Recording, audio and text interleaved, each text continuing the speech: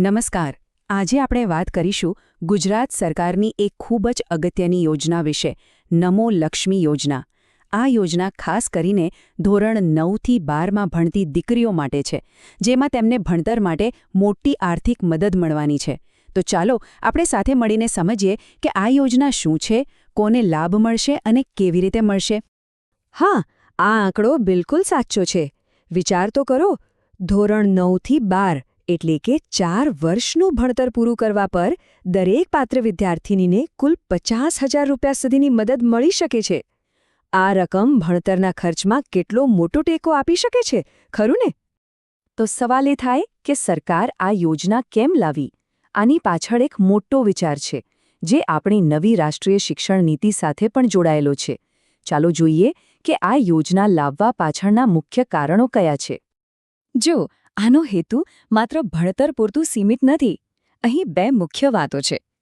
પહેલું, દીકરીઓનો અભ્યાસ અધવચ્ચેથી છૂટી ન જાય અને તેઓ ઓછામાં ઓછું ધોરણ 12 સુધી તો ભણે જ. અને બીજું, જે એટલું જ જરૂરી છે, એ છે કે કિશોરાવસ્થામાં તેમના સ્વાસ્થ્ય અને પોષણનું પણ ધ્યાન રહે, જેથી તેઓ શારીરિક અને માનસિક રીતે મજબૂત બને. ફરી એકવાર આ આંકડા પર નજર કરીએ. 50,000 રૂપિયા. આ એક પ્રોત્સાહક રકમ છે, જે એ સુનિશ્ચિત કરે છે કે પૈસાના અભાવે કોઈ દીકરીનું ભણતર અટકે નહીં. પણ આ પૈસા મળશે કેવી રીતે? એક સાથે કે પછી ટુકડે ટુકડે? ચાલો આગળ એ જ જાણીએ. ઓકે, હવે સૌથી અગત્યનો સવાલ કે આ યોજનાનો લાભ કોને મળી શકે? પાત્રતાના નિયમો શું છે? આ સમજવું ખૂબ જ જરૂરી છે, કારણ કે આના પર જ બધો આધાર છે. તો ચાલો એકદમ ધ્યાનથી જોઈએ કે કોણ કોણ આ યોજના માટે લાયક ગણાશે. સમજો, અહીં 3 રસ્તા છે. પહેલો, જો કોઈ વિદ્યાર્થીની સરકારી કે ગ્રાન્ટવાળી શાળામાં ભણીને ધોરણ 8 પાસ કરે તો તે સીધી જ લાયક છે. બીજો, જો કોઈ વિદ્યાર્થીની આરટીઈ કાયદા હેઠળ પ્રાઇવેટ સ્કૂલમાં ભણી હોય તો પણ તે લાયક છે. અને ધારો કે આ બંનેમાં ન આવતા હોય તો ત્રીજો રસ્તો છે. જો પરિવારની વાર્ષિક આવક 6 લાખ રૂપિયા કરતાં ઓછી હોય તો પણ આ યોજનાનો લાભ મળી શકે છે. એટલે કે સરકારે લગભગ દરેક પરિસ્થિતિનો વિચાર કર્યો છે. ચાલો માની લઈએ કે પાત્રતા છે. તો હવે શું 50,000નો ચેક સીધો ઘરે આવશે? ના, એવું નથી. સરકારે આ રકમને 4 વર્ષમાં ખૂબ જ વ્યવસ્થિત રીતે વહેંચી છે. ચાલો આખું ગણિત સમજીએ. આ ખરેખર ખૂબ જ સ્માર્ટ રીતે ગોઠવવામાં આવ્યું છે. જુઓ, ધોરણ 9 અને 10માં દર મહિને 500 રૂપિયા મળશે, એમ 10 મહિના સુધી. અને જેવી ધોરણ 10ની બોર્ડની પરીક્ષા પાસ કરી એટલે સીધા 10,000 રૂપિયાનું બોનસ. એ જ રીતે ધોરણ 11 અને 12માં માસિક રકમ વધીને 750 રૂપિયા થઈ જાય છે અને ધોરણ 12 પાસ કરવા પર મળે છે પૂરા 15,000 રૂપિયાનું બોનસ. તમે સરવાળો કરશો તો બરાબર 50,000 રૂપિયા થઈ જશે. હવે વાત આવે છે પ્રોસેસની. અને અહીં એક સારા સમાચાર છે. કોઈને પણ સરકારી ઓફિસના ધક્કા નથી ખાવાના. આખી પ્રક્રિયા એટલી સરળ બનાવવામાં આવી છે કે વિદ્યાર્થીની કે એમના વાલીએ ક્યાંય દોડવાની જરૂર નથી. મોટાભાગનું કામ શાળા અને સરકારી તંત્ર ઓનલાઈન જ કરી લેશે. આખી પ્રોસેસને સમજીએ. બધું કામ શાળાથી શરૂ થાય છે. શાળા જ વિદ્યાર્થીનીનું ફોર્મ ઓનલાઈન ભરશે. પછી જિલ્લાના શિક્ષણ અધિકારી એની ચકાસણી કરશે. એકવાર બધું પાક્કું થઈ જાય એટલે ફાઇનલ લિસ્ટ તૈયાર થશે. અને બસ પછી તો પૈસા સીધા બેંક ખાતામાં જમા. કેટલું સરળ!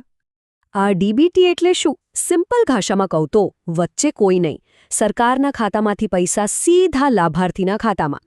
અને આ યોજનામાં ખાસ વાત એ છે કે પૈસા વિદ્યાર્થીનીની માતાના બેંક ખાતામાં જમા થશે. આ પણ મહિલા સશક્તિકરણ તરફ એક મોટું પગલું છે. અને હા, જો માતા હયાત ન હોય તો એ પૈસા વિદ્યાર્થીનીના પોતાના ખાતામાં જમા થશે. ઓકે, બધું બરાબર છે. પૈસા પણ મળી જશે. પણ કેટલીક વાતોનું ખાસ ધ્યાન રાખવું પડશે. કોઈપણ યોજનાનો લાભ ચાલુ રાખવા માટે અમુક નિયમો હોય છે અને એનું પાલન કરવું ખૂબ જ જરૂરી છે. ચાલો એ શરતો પર એક નજર નાખી લઈએ. આ 4 નિયમો બરાબર સમજી લઈએ. પહેલો અને સૌથી જરૂરી નિયમ, 80% હાજરી. આ તો કમ્પલસરી છે. જો હાજરી ઓછી થઈ તો સહાય અટકી શકે છે. બીજું, જો ભણવાનું વચ્ચેથી છોડી દીધું તો પછી આગળ કોઈ સહાય નહીં મળે. ત્રીજું, એક ધોરણ માટે સહાય એક જ વાર મળશે. અને ચોથી મહત્વની વાત, બોર્ડ પરીક્ષાનું જે બોનસ છે તે પરીક્ષા પાસ કર્યા પછી જ મળશે. ભલે પાસ થવા માટે એક કરતાં વધુ વાર પરીક્ષા આપવી પડે. અને હવે એક સૌથી મોટો પ્લસ પોઈન્ટ. ઘણાના મનમાં સવાલ હશે ને કે ધારો કે કોઈને બીજી કોઈ સ્કોલરશિપ મળે છે તો શું આ યોજનાનો લાભ નહીં મળે? તો જવાબ છે ના, એવું બિલકુલ નથી. આ યોજનાનો લાભ બીજી કોઈ પણ શિષ્યવૃત્તિ ઉપરાંત એટલે કે એક્સ્ટ્રા લાભ તરીકે મળશે. આ ખરેખર બહુ મોટી રાહતની વાત છે. તો આ હતી નમો લક્ષ્મી યોજનાની આખી વાત. આ માત્ર પૈસાની વાત નથી, આનાથી ઘણું વધારે છે. આ દીકરીઓના શિક્ષણમાં, એમના સશક્તિકરણમાં અને એમના ઉજ્જવળ ભવિષ્યમાં એક મોટું રોકાણ છે. હવે વિચારવાનું એ છે કે આવી યોજનાઓ આવનારા સમયમાં ગુજરાતની દીકરીઓના ભણતરનું ચિત્ર કેવી રીતે બદલી શકે છે.